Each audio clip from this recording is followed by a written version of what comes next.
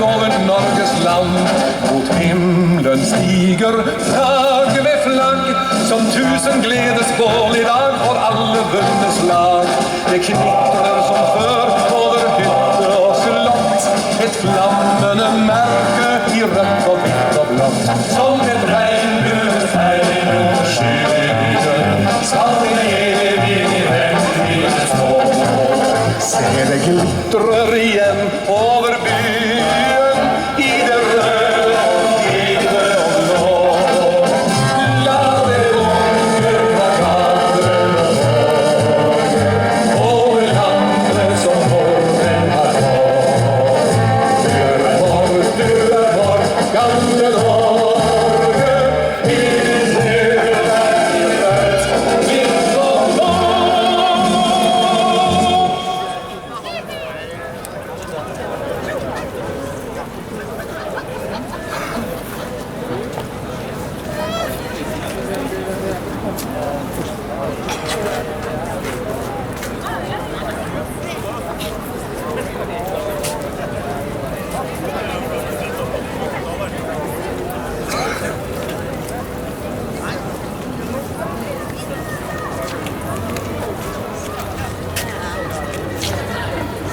Is that...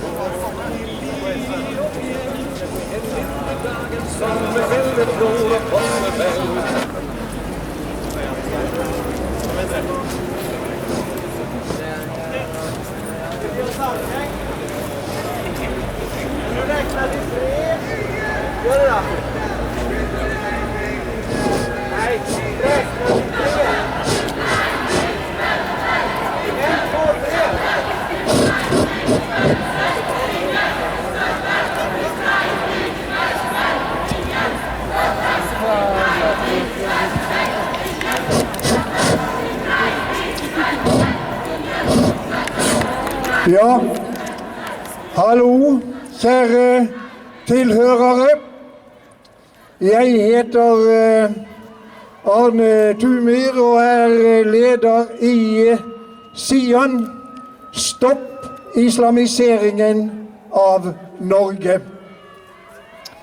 Vi hadde en annonse I Aftenposten, og hvor titelen lød Islam en trussel.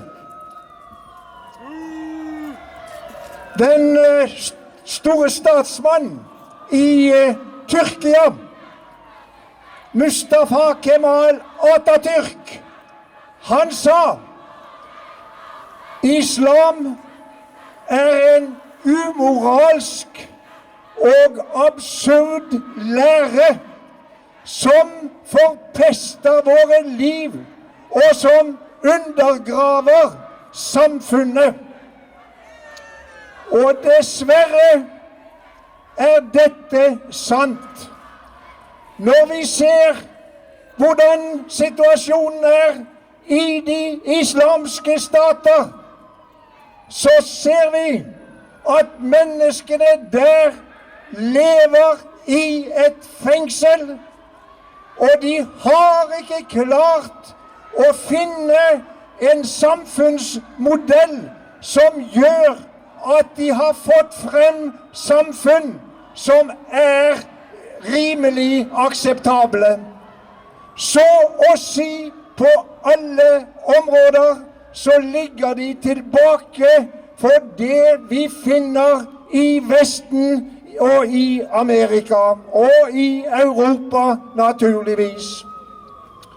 Og da det vi bare må si at islam har ført krig på 3 kontinenter I snart 1400 år, og de har et bjerg av lik i disse krigerske periodene.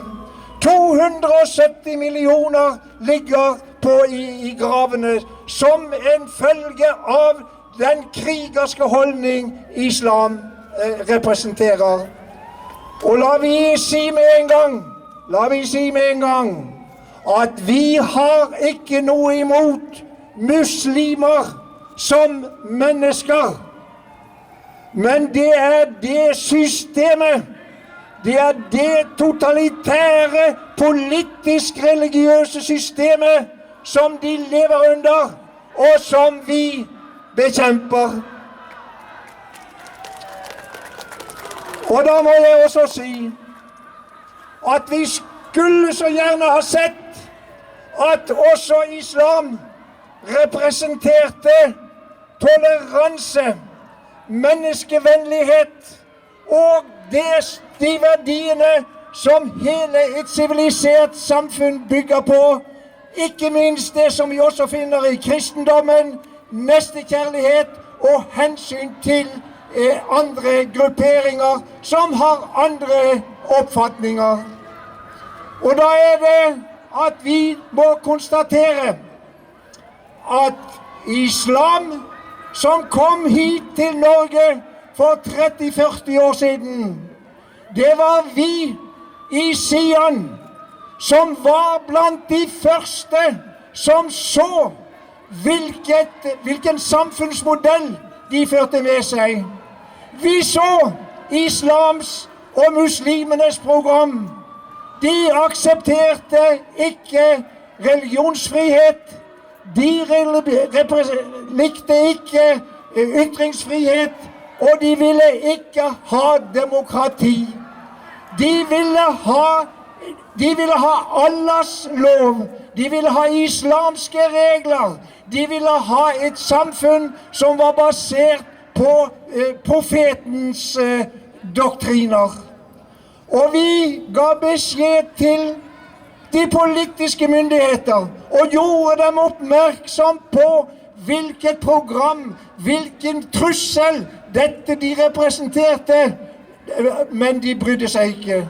Våre politiske myndigheter, de sa, tro det eller ei, de sa islam er innenfor lov og rett.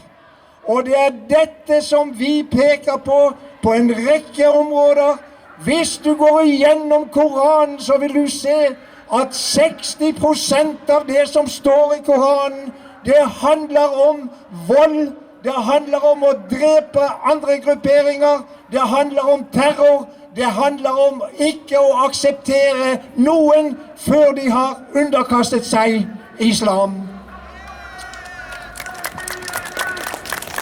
Og da så vi her, det er ikke så mange år siden, her marsjerte 3000 muslimer på Karl Johan og brølte, drep Salman Rushdie, drep denne romanforfatteren som har skrevet en bok vi ikke liker. Og vi så det i fjor, da var det 5000 muslimer som var samlet på Youngstorget. Da var det en amerikaner som hadde lavet en filmsnutt som også var fornærmet profeten. Og det var dette de demonstrerer gang etter gang, at de vil ikke ha religionsfrihet.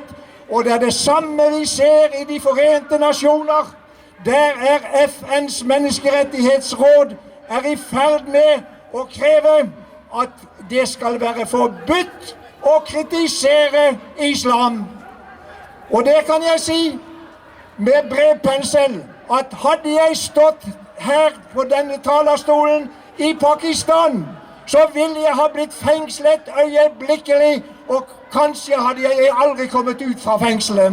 Slik er islam.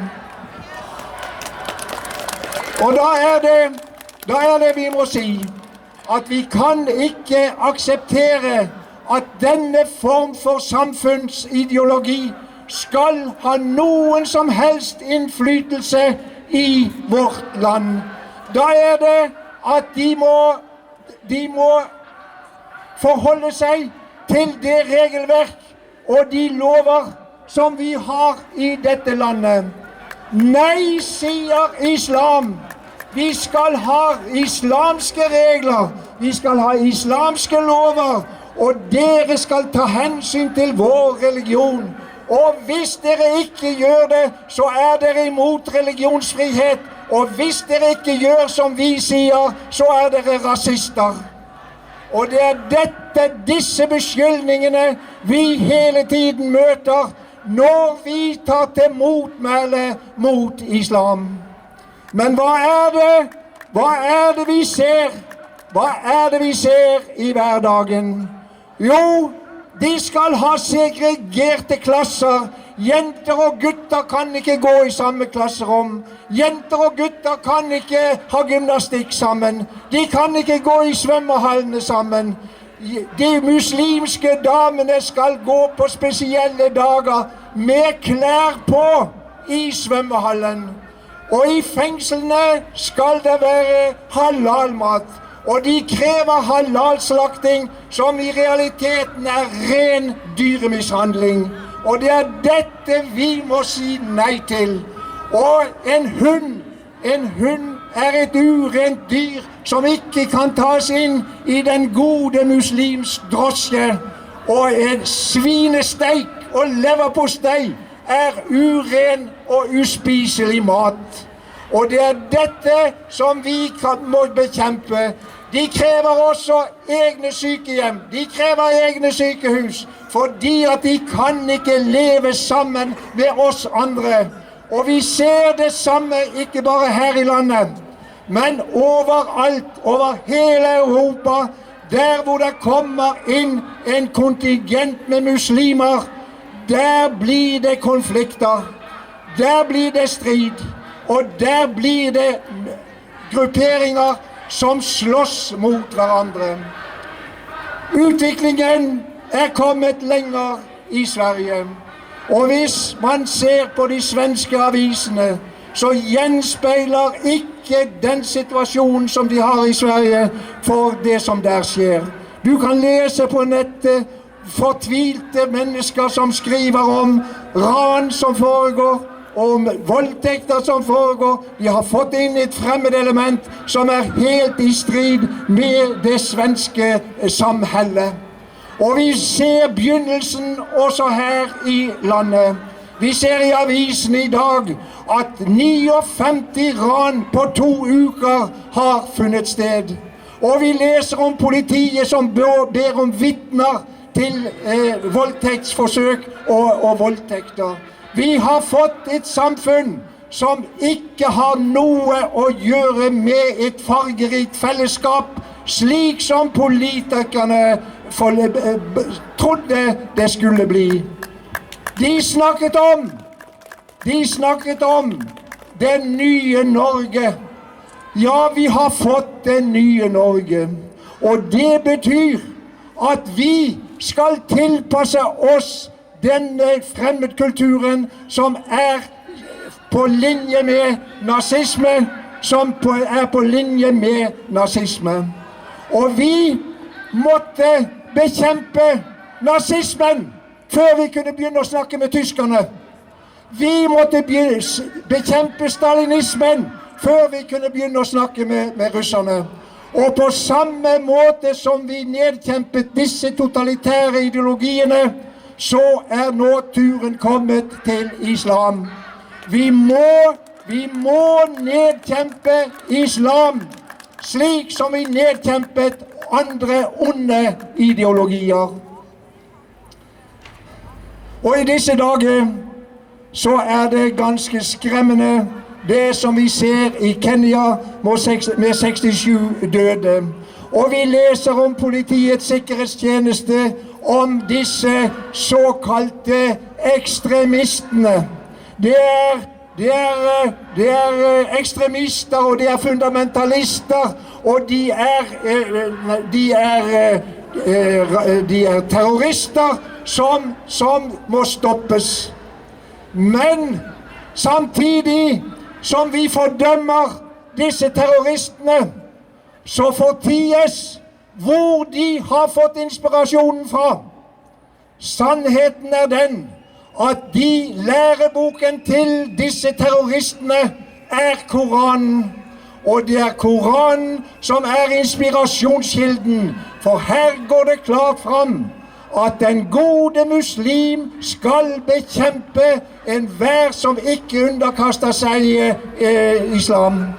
Og det er dette helt klart går fram, at de skal ikke sitte hjemme, men de skal gå ut i krigen for Allahs sak.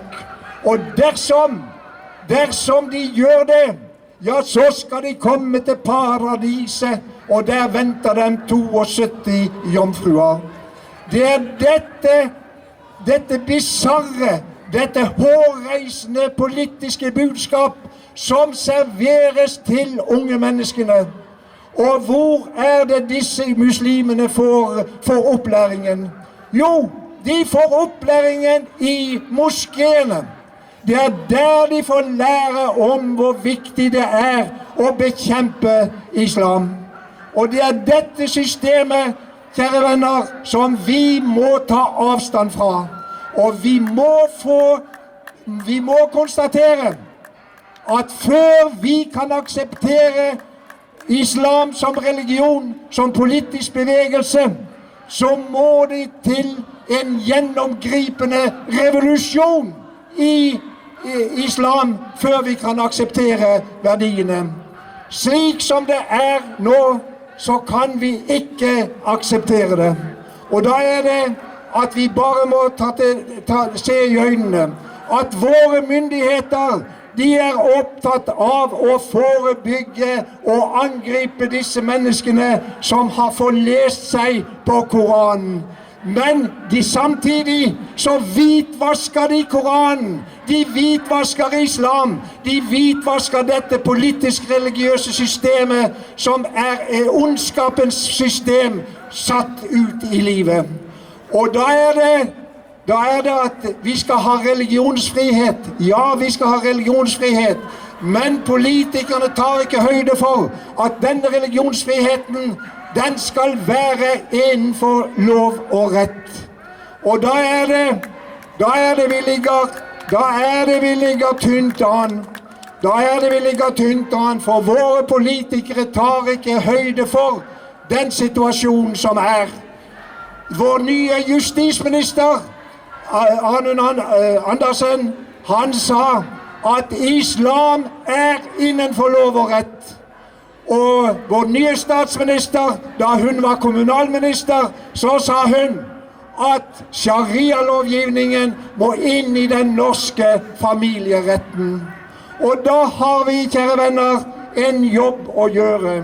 Da må disse menneskene forstå at så lenge vi har en fremtredende ideologisk og politisk bevegelse som fremmer vold, som fremmer krig, som fremmer terror, ja, så er det denne bevegelsen som må bekjempes. Da er det ganske enkelt. Hvis jeg hadde fremmet vold, hvis jeg hadde fremmet drapstrusler, så ville jeg ha blitt arrestert fordi det var i strid med norsk lov. Men når man på religiøst grunnlag gjør det samme, da går man fri. Og sjefen for Politiets sikkerhetstjeneste, Benedikte Bjørnland, sier det slik at vi overvåker ikke religionen. Nei, de overvåker ikke religionen. Enda så forferdelig budskap som denne religionen bærer med seg, og som er mer et politisk budskap enn det er religion. Og jeg så at PST sa også til lærerne at hvis det er en elev som skriver en stil om drap, så må foreldrene gjøres oppmerksom på at her er det en fare. Men det de ikke bryr seg om, det er alle disse unge, glødende islamister som går i moskeen, og som går i de islamske miljøene, og som læres opp til å tro at det eneste saliggjørende, det er å gi sitt liv i kampen for Allah. Da er det bare en ting å si, at skal vi bruke vanlige norske begreper om hva som er korrekt, ja, så må Koranen kriminaliseres. Allah må kriminaliseres. For vi kan ikke ha et samfunn som bygger opp under disse bevegelsene. Hvis vi bare tar terroristene, da tar vi symptomene. Men vi må ta sykdommen, og selve sykdommen er islam. Og da er det at jeg bare sier til slutt, bli med oss i å verne om dette fine fedrelandet vårt. Bli med oss og verne om demokratiet. Bekjemp den onde totalitære systemet som er islam, og som politikerne ikke tar alvorlig. Men en dag, vi kan klare å holde hodet over vann i vår tid. Men kommende generasjoner, de vil oppleve at de er i mindretall, og da er islam en politisk makt. Og de som da lever, de vil anklage denne generasjonen for at ikke vi satte foten ned overfor dette onde budskapet. Takk for oppmerksomheten. Bra!